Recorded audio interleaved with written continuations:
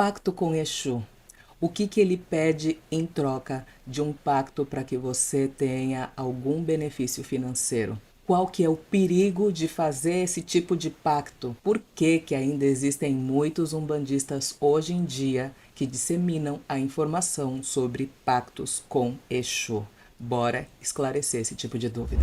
Oi, eu sou Pérola de Manjá, sacerdotisa umbandista, e eu ajudo você a se conhecer espiritualmente e conhecer toda a espiritualidade sob a ótica umbandista. Mas antes de continuar, eu quero agradecer a você, porque eu fui classificada nos melhores 20 do prêmio IBEST. E eu soube disso ontem, eu ainda estou impactada, ainda não estou acreditando, eu já chorei, eu já sorri, eu já orei e agradeci. E eu, de fato, eu não esperava ter conseguido chegar nessa fase.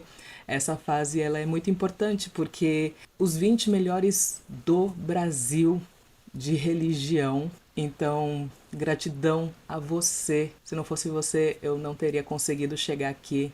Você faz parte disso.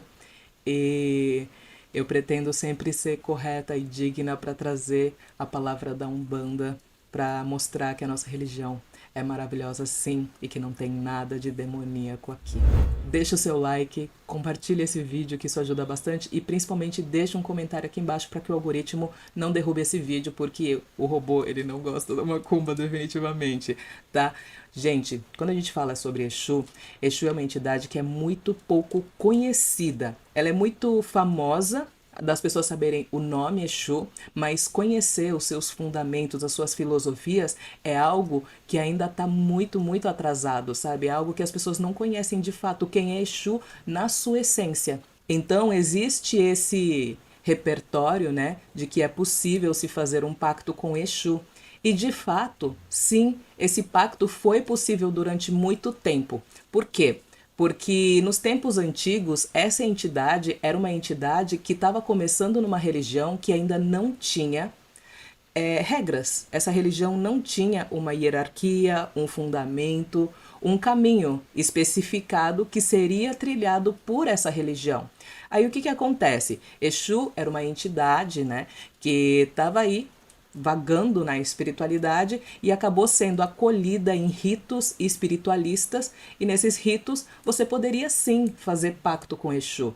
E segundo os antigos, esses pactos são muito pesados. Por exemplo, se você faz um pacto com Exu, você teria que estar o tempo inteiro adorando essa entidade para que ela não te prejudicasse, que fosse na sua família, que fosse financeiramente e, no meu ponto de vista, da pior das maneiras, que seria na questão de saúde daquela pessoa, que não tivesse ali pagando corretamente o pacto. E não seria um pagamento, seria algo, uma movimentação energética que teria que acontecer pelo resto da vida para poder sustentar energeticamente essa entidade. E o que eu vejo hoje? As pessoas mais antigas de hoje continuam disseminando essa ideia de que o pacto com Exu é algo muito perigoso e que é algo que acontece ainda nos dias atuais. Mas eu te pergunto, você é a mesma pessoa de 10 anos atrás?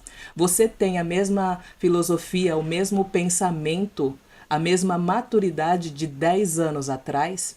Na existência de Exu se passou pelo menos 100 anos, que é a idade da Umbanda, que é a idade que a religião Umbanda foi instaurada aqui no Brasil. Foi dado o nome, olha, isso aqui será Umbanda e os nossos princípios serão estes, os nossos fundamentos serão estes.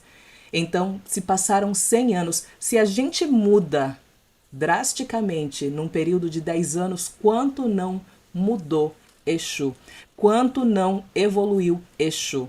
Então, o que eu posso dizer, não é mentira que existiu pacto com Exu. Agora, nos dias de hoje, se eventualmente uma entidade que se denomina Exu diz que vai fazer um pacto com você, essa entidade não é um Exu que atua dentro da Umbanda. Não é um Exu que atua sob essa ótica, porque isso é uma filosofia. Não adianta eu ser de uma filosofia espiritualista, onde eu acredito em reencarnação, e entrar numa igreja evangélica que não acredita em reencarnação, que isso é uma blasfêmia.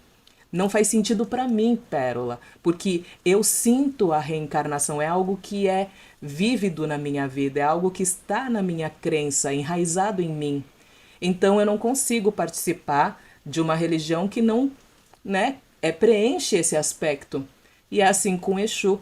Exu também é uma entidade de luz, é uma entidade que evoluiu nesse tempo, que avançou no conhecimento.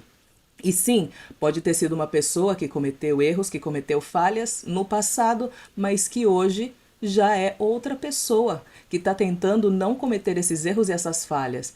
Então, Exu, ele normalmente, nos dias de hoje, ele é uma entidade que tem um deboche muito grande, uma firmeza, uma rigidez, uma dureza às vezes nas palavras, no comportamento.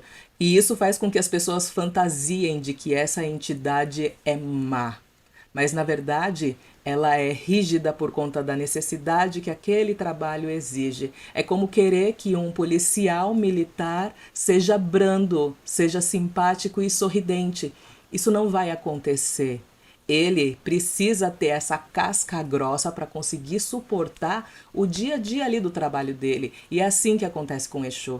Mas quando a gente indaga, pelo menos aqui no nosso terreiro, Exu, se ele vai fazer um pacto para a gente enriquecer, para a gente ficar bem de vida, ficar famoso e conseguir essas coisas, ele diz claramente de que ele não interfere no livre-arbítrio, não interfere no karma que a pessoa precisa vivenciar.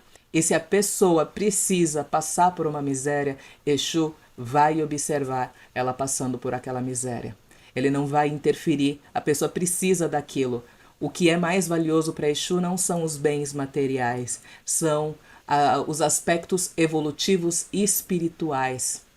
Hoje, Exu, ele atua juntamente, junto com toda a banda que existe na espiritualidade, para ajudar a gente a se elevar espiritualmente. Então, o que eu digo, em terreiros sérios, em terreiros que seguem de fato os fundamentos primordiais da Umbanda, você não vai encontrar algum Exu que faça esse tipo de pacto.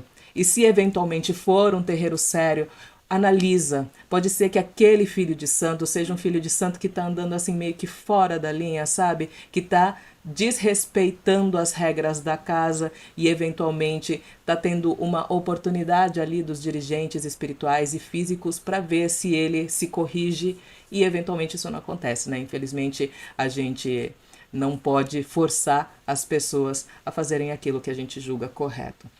Bom, eu espero que você tenha gostado desse conteúdo, tenha te agregado. Quero falar dos nossos brincos, olha, da nossa loja Beleza de Padilha. Se você quiser, é só entrar no nosso site que vai aparecer aqui embaixo o link para você, tá bom?